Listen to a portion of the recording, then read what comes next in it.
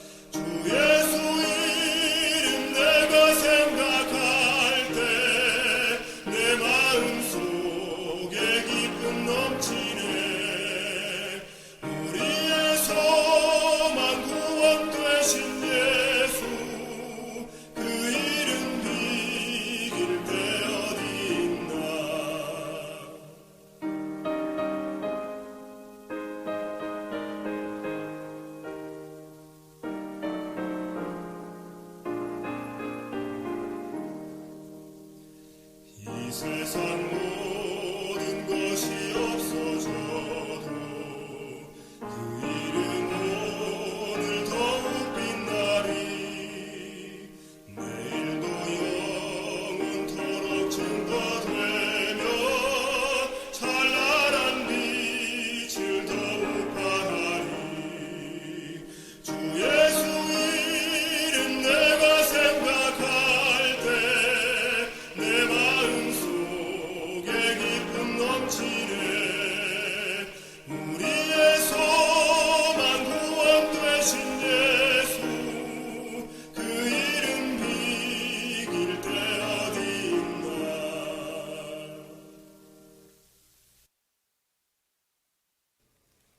루따에서 가까운 욥바에 선행을 즐겨 베푸는 도르가라는 여인이 살았다. 그는 예수의 신실한 제자였고 그의 삶은 친절한 행위가 넘쳐났다. 도르가는 누구에게 편안한 옷이 필요하고 누구에게 동정이 필요한지를 알았고 가난하고 슬픈 이들을 거리낌 없이 보살폈다. 그 무렵에 이 여자가 병이 들어서 죽었다. 신자들은 루따에 베드로가 있다는 말을 듣고 그에게 기별꾼을 보냈다. 베드로가 그곳에 이르니 사람들이 그를 다락방으로 데리고 올라갔다. 과부들이 모두 베드로 곁에 서서 울며 도르가가 그들과 함께 지낼 때에 만들어둔 속옷과 겉옷을 다 내보여 주었다. 그들의 슬픔을 보고 사도는 불쌍한 마음이 들었다. 흐느끼는 친구들을 방에서 나가게 한 다음 그는 무릎을 꿇었고 도르가가 생명과 건강을 되찾게 해달라고 하나님께 정성을 다해 기도했다. 도르가는 교회에 큰 유익을 끼친 봉사자였다. 하나님은 그녀를 원수의 땅에서 다시 데려와 계속해서 사람들에게 복을 베풀면서 역량과 힘을 발휘하게 하고 이와 같이 자신의 능력을 나타내어 그리스도의 사업이 든든히 서게 하는 것이 합당하다고 여기셨다. 매일 수고하는 이들을 하나님이 어떻게 높이시는지를 아이들과 청년들이 성경에서 배우게 하라. 아이들이 인간이자 하나님이신 목수 예수에 대해, 장인의 수고를 하늘의 사역과 연결지은 천막 기술자 바울에 대해 읽게 하라. 주님의 손길로 자신의 떡 5덩이가 수많은 군중을 먹이는 기적을 경험한 소년. 죽었다가 다시 살아나 가난한 이들에게 계속해서 옷을 지어줄 수 있었던 재봉사 도르가. 양털과 삼을 구하여 부지런히 손으로 일하며 궁핍한 자를 위하여 손을 내밀며 산다고 잠언에 기록된 현숙한 여인에 대해 아이들이 읽게 하라. 이런 사람에 대해 하나님은 말씀하신다. 그 손의 열매가 그에게로 돌아갈 것이요 그 행한 일을 인하여 성문에서 칭찬을 받으리라. 사도행전 9장을 보면 참 유명한 인물이 나옵니다. 오늘날 교회에서 헌금의 한 부분을 대표하게 된 인물이기도 하죠. 로따 근처 작은 항구 마을 요빠, 그곳에 다비다 곧 도르가라는 한 여인이 살고 있었습니다. 도르가는 설교를 한 것이 아니고 교회 앞에서 그들을 이끌어낸 사람도 아니었습니다. 그녀가 손에 쥐고 활동했었던 것은 바로 바늘과 실뿐이었습니다. 그녀는 그렇습니다. 누가 옷이 없을까? 누가 오늘 밤 추위를 견디기 힘들까? 이런 것을 정말 잘 아는 사람이었습니다. 가난한 이웃, 남편을 잃은 과부들, 입을 옷이 마땅치 않은 사람들을 찾아가서 옷을 지어주곤 했던 것이죠. 성경은 그에 대해서 이렇게 말합니다. 선행과 구제하는 일이 심히 많더니, 많이 드러난 일이 아니라 많이 쌓인 일이었습니다. 작지만 계속된 손길, 눈에 잘 안 띄지만 하나님 앞에 쌓여간 봉사들이었죠. 그러던 어느 날 그런 도르가가 병들어 죽게 되었습니다. 요빠교에 아주 큰 슬픔이 찾아온 것이죠. 그 소식을 들은 베드로가 도착을 했을 때 과부들이 울면서 그를 다락방으로 데려갑니다. 그리고 하나씩 옷을 꺼내 보이며 이렇게 말을 합니다. 이 옷 도르가가 제게 지어준 겁니다. 이 겉옷도 남편을 잃고 제가 힘들어할 때 도르가가 밤을 새워서 만들어준 것입니다. 이렇게 고백한 것입니다. 그렇게 그 방 안에는 도르가가 살아온 날들이 천으로, 실로, 옷으로 남게 된 것입니다. 그녀가 무슨 말을 했는지보다 그녀의 손이 무엇을 했는지가 사람들의 눈물을 통해 증언되었던 것이죠. 베드로는 그 모습을 보고 무릎을 꿇고 이렇게 기도합니다. 이 여인을 다시 살려주십시오. 이 사람을 통해 더 많은 사람을 살아내게 인도하여 주시옵소서.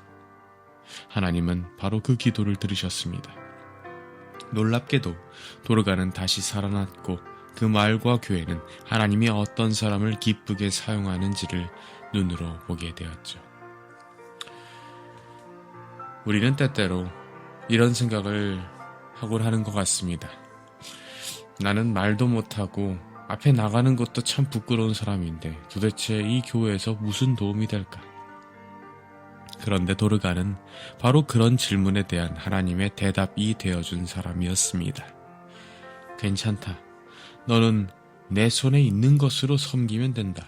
옷을 만들 수 있으면 옷으로, 밥을 할 수 있으면 밥으로, 운전을 할 수 있으면 운전으로, 시간이 있으면 시간으로, 넌 내가 가진 것으로 나를 섬기면 된다.